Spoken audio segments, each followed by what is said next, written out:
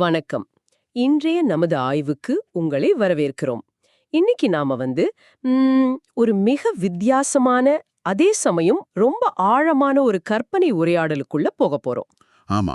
இது 2 பெரிய தத்துவஞான மரபுகள் சந்திக்கிற மாதிரி ஒரு விஷயம். சரி, நம்மளோட ஆதாரம் புத்தர் மற்றும் சிவன், ஒரு தத்துவார்த்த விவாதம் அப்படிங்கிற நூலோட சில முக்கிய பகுதிகள். இதுல வர்ணிக்கப்படுற களம், அப்பா, உண்மையிலே நம்ம கற்பனைக்கு எட்டாதது. சொல்லுங்க. அதாவது காலம் கடந்த ஒரு வெளி. அங்க அமைதி தவழும் போதி மரத்தோட நிழலும் பனிமூடின கைலாய மலையோட சிகரமும் சந்திக்கிற ஒரு இடம். ஓஹோ. அங்க கருணையின் வடிவமான கௌதம புத்தரும் ஆதியோகியான, அதாவது முதல் யோகி சிவபெருமானும் சந்திக்கிறாங்க. இது நிஜம் இல்ல, ஆனா 2 பெரிய பார்வைகளை புரிஞ்சுக்க இது ஒரு நல்ல கற்பனை. நிச்சயமா. அந்த மாதிரி ஒரு கற்பனை உரையாடல் மூலமா தான் சில ஆழமான விஷயங்களை ஒப்பிட முடியும். ஆமா, நம்ம நோக்கம் என்னன்னா இந்த கற்பனை உரையாடல் வழியா துக்கம், ஆசை, அப்புறம் ஞானம், விடுதலை, இந்த மாதிரி வாழ்க்கையோட ரொம்ப அடிப்படையான விஷயங்களை பத்தி 2 முற்றிலும் வேறான ஆனா 2மே ஆழமான அணுகுமுறைகளை ஆராய்ஞ்சு பார்க்கணும். அதோட சாரத்தை உங்களுக்கு கொண்டு வரணும். சரி, இந்த உரையாடலுக்குள்ள போலாமா? கண்டிப்பா போலாம். இது கற்பனையா இருந்தாலும் வாழ்க்கையை நாம எப்படி பார்க்கறோங்கிறதுக்கு 2 முக்கியமான கோணங்களை இது காட்டுது. ஒன்னு பிரச்சனையிலிருந்து எப்படி வெளியே வர்றதுன்னு வழி சொல்லுது. இன்னொன்னு அந்த பிரச்சனையை கூட ஏத்துக்கிட்டு வாழ்க்கையை முழுசா எப்படி வாழ்றதுன்னு சொல்லுது. சரி, இதுல நீங்க சொன்ன மாதிரி முக்கியமா கவனிக்க வேண்டியது என்னன்னா, இது யார் ஜெயிச்சா யார் தோத்தாங்கிற போட்டி இல்ல. இல்லவே இல்ல. ஒவ்வொரு பார்வைக்கும் ஒரு தனித்துவம் இருக்கு. அதுங்க முரண்படுற மாதிரி தோணாலும் கடைசியில ஒண்ணுக்கு ஒண்ணு எப்படி துணையா இருக்குதுன்னு கூட இது காட்டுது.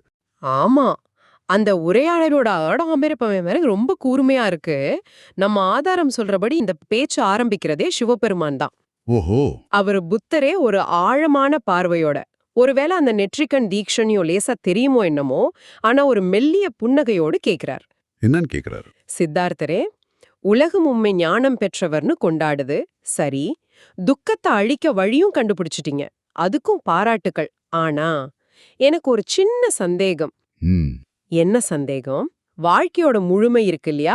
இன்பம், துன்பம், வெளிச்சம், இருட்டு, பிறப்பு, இறப்புன்னு, இது எல்லாத்துல இருந்தும் விலகி போறது தானே நீங்க சொல்ற நிர்வாணம்? இது ஒரு மாதிரி தப்பிச்சு ஓடுற மாதிரி இல்லையா அப்படின்னு கேக்குறாரு. இது நேரடியா புத்தரோட பாதையையே கேள்வி கேக்குது. இது தப்பித்தலா, விடுதலையா? இதுதான் முதல் புள்ளி. இதுக்கு புத்தரோட பதில் ரொம்ப அமைதியா ஆனா அதே சமயம் ரொம்ப தெளிவா இருக்குன்னு நம்ம ஆதாரம் சொல்லுது. ஆமா, அவர் சொல்றாரு, மகாதேவரே, நான் தப்பித்தலை பத்தி பேசவே இல்ல, நான் பேசுறது விடுதலை, விடுபடுதல். இந்த வேறுபாடு ரொம்ப முக்கியம். ஓ, விடுபடுதல். ஆமா, அதாவது எது துன்பத்துக்கு காரணமோ அதுல இருந்து விடுபடுறது. இத விளக்க ஒரு நல்ல ஓம சொல்றாரு. என்ன ஓம அது? ஆசை, பற்றுதல்னு ஒரு பெரிய தீ, அது ஒரு வீட்டையே பத்தி எரிய வைக்குதுன்னு வச்சுக்கோங்க. நான் அந்த தீயோட சண்டை போட சொல்லல, அந்த வீட்ல இருந்து எப்படி பாதுகாப்பா வெளியே வர்றதுன்னு வழிகாட்டுறேன்.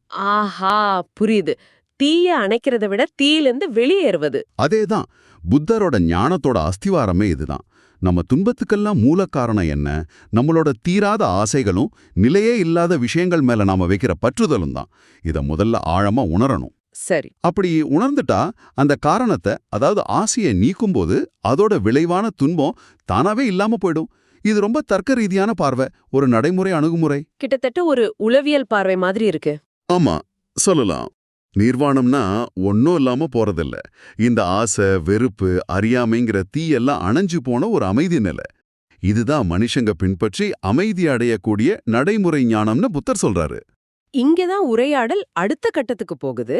ரொம்ப சுவாரஸ்யமா, சிவன் புத்தரோட இந்த தீ உவமைய கேட்டு உரக்க சிரிக்கிறாராம். அப்படியா?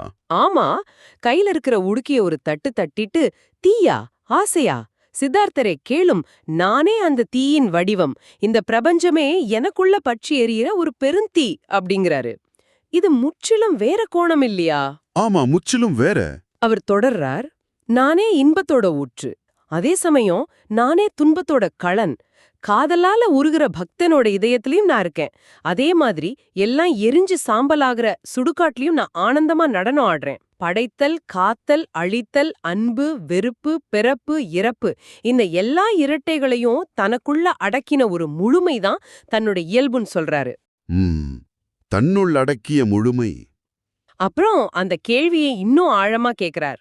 வாழ்க்கைங்கிறது ஒரு நாணயம் மாதிரி. அதுக்கு ரெண்டு பக்கம் இருக்கு.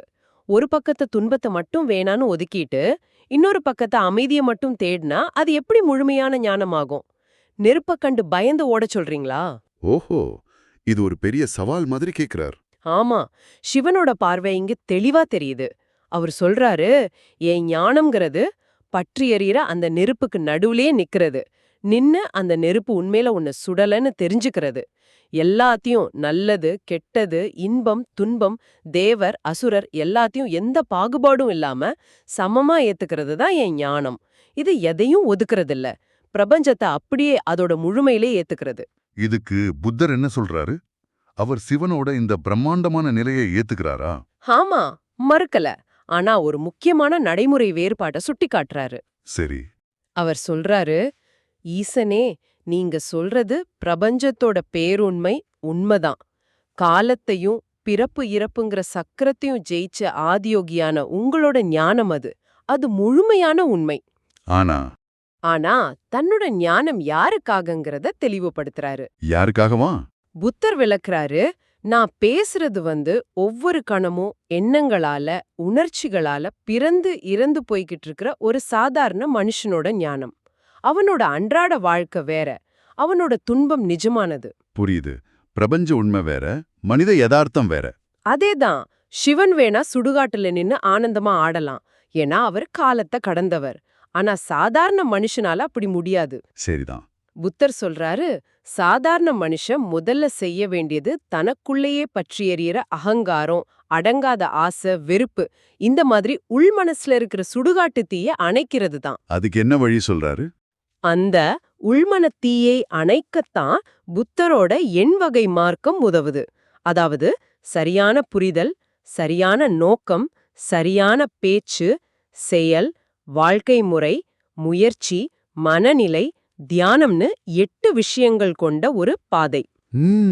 என் வகை மார்க்கம். இந்த பாதை மனசுல எரியிற அந்த தீய அணைக்கிற குளிர்ச்சியான தண்ணி மாதிரி அப்படிங்கிறாரு புத்தர். அவர் சிவனை பார்த்து சொல்ற மாதிரி ஒரு தொனி இருக்கு இதுல. உங்க ஞானம், சிவன் ஞானம், எல்லாம் ஒண்ணுங்கிற அந்த பெரிய பேருண்மைய, அந்த இலக்க சுட்டி காட்டுது. ஆனா ஏன் ஞானம் அந்த இலக்க அடைய துடிக்கிற சாதாரண மனுஷனுக்கு எல்லாம் ஏன் இப்ப எனக்கு துன்பமா இருக்குங்கிற காரணத்தை கண்டுபிடிச்சு அதுல இருந்து விடுபட்டு அமைதியை நோக்கி படிப்படியா எப்படி போறதுன்னு ஒரு தெளிவான நடைமுறைக்கு ஏத்த வழிய சொல்லுது.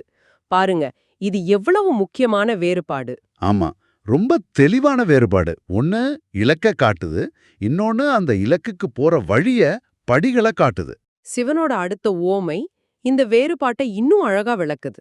அவர் புத்தரோட மாற்றும் வழி பாதைங்கிற கருத்தை எடுத்துக்கிறார். சரி. எதை மாற்றீங்க சித்தார்த்தரேன்னு கேக்குறார். துக்கத்தையும் இன்பத்தையும் கடல்ல வர்ற அலைகளுக்கு ஒப்பிடுறார். ஓ, கடலும் மலையும். கடல்ல அலை வரதான் செய்யும், விழதான் செய்யும். அது அதோட இயல்பு. நீங்க அலைய மாத்த முடியுமா? மாத்தத்தான் வேணுமா? இல்ல. துக்கமும் இன்பமும் அப்படிதான். அது வாழ்க்கையோட இயற்கையான அலைகள். ரொம்ப ஆழமான ஓமை இது. அவர் புத்தரோட அணுகுமுறைய இப்படி சொல்றாரு. நீங்க இந்த அலைகள்ல அடிச்சிட்டு போகாம இருக்க பற்றுதல்ங்கிற பாரம் இல்லாத ஒரு படகை செய்ய சொல்றீங்க. அந்த படகுல ஏறி அலைகள்ல இருந்து தப்பிச்சு கரைக்கு போக சொல்றீங்க. ஆமா, அது உண்மைதான். புத்தரோட எண்வகை மார்க்கம் அந்த படகு மாதிரி, பற்றற்ற நிலை கரை மாதிரி. ஆனா சிவனோட பார்வை இன்னும் ஒரு படி மேல, இல்லனா ஆழமா போகுது. அவர் சொல்றார், நானும் நீ படகுல போற ஆள் இல்ல, நீயே அந்த கடல்னு உணர சொல்றேன்னு யோசிச்சு பாருங்க. இது எவ்ளோ பெரிய பார்வை! பிரம்மாண்டமான பார்வை. அவரு கேக்குறார், கடலுக்கு அலையால என்ன துக்கம்? கடல் என்ன அலைகளை பார்த்து பயப்படுதா? இல்லையே. அலையோட தோற்றமும் மறைவும் கடலோட விளையாட்டு தானே தவிர கடலை பாதிக்காது. நீயே அந்த உணர்வு நிலைங்கிற பெரும் கடல்னு உணர்றது தான் என் கியானம். இது எல்லாத்தையும் தனக்குள்ள அடக்குன கடந்த ஒரு நிலை. இதுக்கு புத்தர் என்ன பதில் சொல்றாரு? நீயே கடல்ங்கிறத ஏத்துக்கிறாரா? ஏத்துக்கிற மறுக்கல. ஆனா ரொம்ப யதார்த்தமான ஒரு பதில சொல்றாரு. அவர் ஒப்புக்கிறார், மனுஷன் தன்னை கடல்னு உணர்றது தான் கடைசி நிலை, அதுதான் முழுமையான ஞானம். ஆனா மறுபடியும் ஒரு ஆனா? ஆமா, அந்த பெரிய உண்மையை ஒருத்தன் உணர்ற வரைக்கும் அவன் தன்னை ஒரு சின்ன துளி மாதிரி தான் உணர்வான். அலையில சிக்கி தவிக்கிற ஒரு சின்ன படகு மாதிரி தான் உணர்வான். சரிதான். எடுத்துறாரு. படகு எதுக்கு? ஆற்ற கடந்து மறுகரைக்கு போகத்தான். கரையை அடைஞ்ச பின்னாடி புத்திசாலி யாராவது அந்த படக தலையில தூக்கிட்டு திரிவானா? இல்ல, அங்கேயே விட்டுடுவான். ம். அது மாதிரி துன்பத்தை கடந்த பிறகு, நிர்வாணம்ங்கிற அமைதி நிலையை அடைஞ்ச பிறகு, என் மார்க்கமும் அந்த எண் வகை வழிங்கிற படகும் ஒரு சுமையா தோணலாம். அப்ப அது தேவையில்லைதான். ஆனா அவர் அழுத்தி கேட்கிறார், ஆனா முதல்ல கரையை சேர ஒரு மார்க்கம், ஒரு படகு வேணாமா? படகே இல்லாம எப்படி மறுகரைக்கு போறது? ஆஹா, இதுதான் அந்த முக்கியமான வேறுபாடு பளிச்சுன்னு தெரியுது இல்லையா? ஆமா. சிவனோட ஞானங்கிறது அந்த கடைசி முடிவு. அந்த எல்லையில்லாத பேருண்மை நிலை, நீயே பிரம்மம், நீயே கடல்ங்கிறது. புத்தரோட ஞானம் அந்த முடிவை, அந்த இலக்க நோக்கி எப்படி பாதுகாப்பா பயணம் செய்யறதுங்கிற பாதை. கடல்ல மூழ்கிடாம, அலைகள்ல அடிபட்டு போகாம மறுகரையை எப்படி அடையறதுங்கிற தெளிவான வழிமுறை. சரியா சொன்னீங்க. சிவனோட பார்வை இலக்கோட பிரம்மாண்டத்தை காட்டுது. புத்தரோட பார்வை அந்த இலக்க சாதாரண மனுஷன் எப்படி அடையலான்னு கருணையோட வழிகாட்டுது. ஒன்னு இலக்கு, இன்னொன்னு வழி. ஆமாம். இந்த ஆழமான விளக்கத்தை எல்லாம் கேட்ட பின்னாடி சிவன் முற்றிலும் அமைதியா ஆயிடுறாராம். முகத்துல ஒரு பிரகாசமான புன்னகை வருதாம். நம்ம ஆதாரம் அப்படி சொல்லுது. சரி. அவர் புத்தரோட வாதத்தை முழுசா ஏத்துக்கிறாராம். ரொம்ப சரியா சொன்னீங்க சித்தார்த்தரே அப்படிங்கிறாராம். அவர் 2 ஞானங்களோட தன்மையையும் அதோட தேவையையும் அழகா வேறுபடுத்தி காட்டுறாரு. எப்படி? உங்க ஞானம் கருணையோடு வடிவம். துன்பக் கடல்ல தத்தளிக்கிறவனுக்கு கிடைக்கிற ஒரு மிதவ மாதிரி, துக்கத்துல இருக்கிறவனுக்கு தேவைப்படுற மருந்து மாதிரி அப்படிங்கிறாரு. அதாவது துயரத்துல இருக்கிறவங்களுக்கு ஆறுதலையும் தெளிவான வழியையும் காட்டுது புத்த மார்க்கம்னு சிவன் பாக்குறாரு. கருணையின் வடிவம். அப்புறம் தன்னோட ஞானத்தை பத்தி சொல்றாரு. என் ஞானம் ஆனந்தத்தோட வடிவம். அது துன்பத்தையும் இன்பத்தையும் உண்ணா பார்த்து 2யும் கடந்து நின்னு ஆடுற ஒரு பிரபஞ்ச நடனம். ஆனந்தத்தின் வடிவம். ஆமா, இது இருப்ப அதோட எல்லா பரிமாணங்களோடையும் கொண்டாடுற ஒரு நிலை. அவர் ஒரு அழகான முடிவுக்கு வராரு. வாழ்க்கை பயணத்துல மனுஷன் தன்னை செதுக்கிக்க, ஒழுகுபடுத்திக்க, துன்பத்தை கடக்க முதல்ல உங்க ஞானம், புத்தரின் பாதை தேவைப்படுது. ஆனா பயணத்தோட கடைசியில எல்லாம் எங்கிருந்து வந்துச்சோ அங்கேயே சேரும்போது எல்லாம் ஒண்ணுங்கிற என் ஞானம், சிவனோட பார்வை புரிய வருது. அது வாழ்க்கையோட முழுமைய கொண்டாடுது. இது ஒரு போட்டி இல்ல, ஒரு முழுமைக்கு தேவையான 2 வேற வழிகள்னு அவர் ஏத்துக்கிறாரு. இது ரொம்ப முக்கியமான புரிதல். புத்தரும் இதை ஏத்துக்கிட்டு ரொம்ப அழகா இந்த உரையாடலை முடிக்கிறாரு. எப்படி முடிக்கிறாரு? அவர் சொல்றாரு, ஒரே இலக்கை அடைய பல வழிகள் இருக்கலாம், ஒரே உண்மைக்கு பல முகங்கள் இருக்கலாம். அவர் கடைசியா ஒரு உவமையை பயன்படுத்துறாரு. அது இந்த 2 ஞானங்களுக்குமான உறவை ரொம்ப தெளிவா காட்டுது. சொல்லுங்க. நீங்க சிவன் வானம் வரைக்கும் உயர்ந்த ஒரு மலையோட உச்சியில நின்னுகிட்டு சூரியனை சுட்டி காட்டுறீங்க. அதுதான் இலக்கு, ஒளி. நானும் அந்த மலையோட அடிவாரத்துல வழி தெரியாம தடுமாறி நிக்கிற மனுஷனுக்கு ஒவ்வொரு அடியா எடுத்து வச்சு மேலே ஏறுறதுக்கான படிகளை கவனமா செஞ்சு கொடுக்கறேன். அடடா, எவ்வளவு அழுமையான உமை. அவர் முடிக்கிறாரு, நீங்க காட்டுறதும் ஞானம்தான், நான் அமைச்சு தர்றதும் ஞானம்தான். 2மே அந்த ஒளியை நோக்கிய பயணத்துல தேவைதான். ஒன்னு இலக்கோட பிரம்மாண்டம், இன்னொன்னு இலக்க அடையிற வழிமுறை.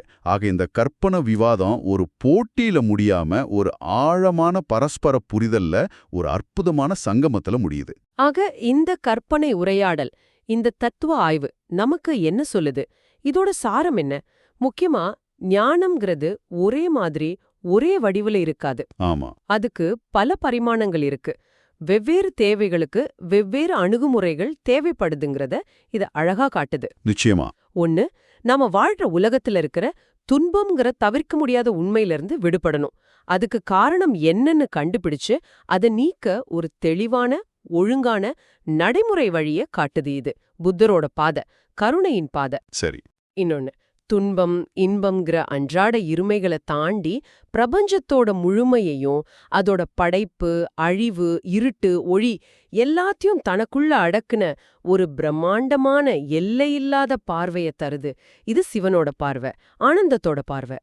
ஆமா ஆமா. நம்ம ஆதாரம் சொல்ற மாதிரி வாழ்க்கைய ஒரு பெரிய நதியா நாம நினைச்சு பார்த்தா, ஞானம்ங்கிறது அந்த நதி கட்டுப்பாட்டோட தெளிவா ஓட உதவுற உறுதியான கரைகளாவும் புத்தரோட ஒழுங்குபடுத்தப்பட்ட பாதை இருக்கு.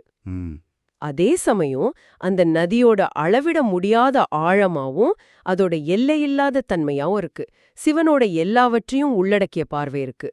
கரைகள் இல்லைன்னா நதி செதறி போயிடும். ஆழம் இல்லைன்னா அது வெறும் மேலோட்டமான ஓடையா இருக்கும். ரெண்டும் சேர்ந்தாதான முழுமையான நதி. மிகச்சரியா சொன்னீங்க. இது உன்னை விட இன்னொன்னு பெருசுங்கிற போட்டியே இல்ல. இல்ல. இது ரெண்டும் வெவ்வேறு நிலைகள்ல வெவ்வேறு மனுஷங்களுக்கு தேவைப்படுற ஒன்ன பூர்த்தி செய்யற ஞானப் பார்வைகள். ஒன்னு குழப்பத்திலையும் துயரத்திலையும் இருக்கிறவனுக்கு வழிகாட்டுற கைவிளக்கு மாதிரி. ஆமா. இன்னொன்னு அந்த பாதையில போறவனுக்கு அவன் அடைய போற இலக்கோட எல்லா இல்லாத பிரம்மாண்டத்தையும் அவன் இயல்பாவே அந்த பிரம்மாண்டத்தோட ஒரு பகுதி தாங்கிறதையும் உணர்த்துற ஞான சூரியன் மாதிரி. ஒன்னு மனுஷனோட துயரத்துக்கான கருமை நிறைஞ்ச பதில், இன்னொன்னு பிரபஞ்சத்தோட ஆனந்த நடனம். இது உங்களை ஆழமா சிந்திக்க வைக்க வேண்டிய ஒரு விஷயம். இந்த ரெண்டு அணுகுமுறைகளும் துன்பத்திலிருந்து விடுபடும் பாதை, அப்புறம் எல்லாத்தையும் ஏத்துக்கிற முழுமை, இது உங்க சொந்த வாழ்க்கை பார்வையோட உங்க அனுபவங்களோட எப்படி பொருந்தி போகுதுன்னு யோசிச்சு பாருங்க. ஆமா. உங்களுக்காக ஒரு சிந்தனை. உங்க தற்போதைய வாழ்க்கை பயணத்துல இந்த குறிப்பிட்ட நேரத்துல உங்களுக்கு எது அதிகமா தேவைப்படுற மாதிரி உணர்றீங்க?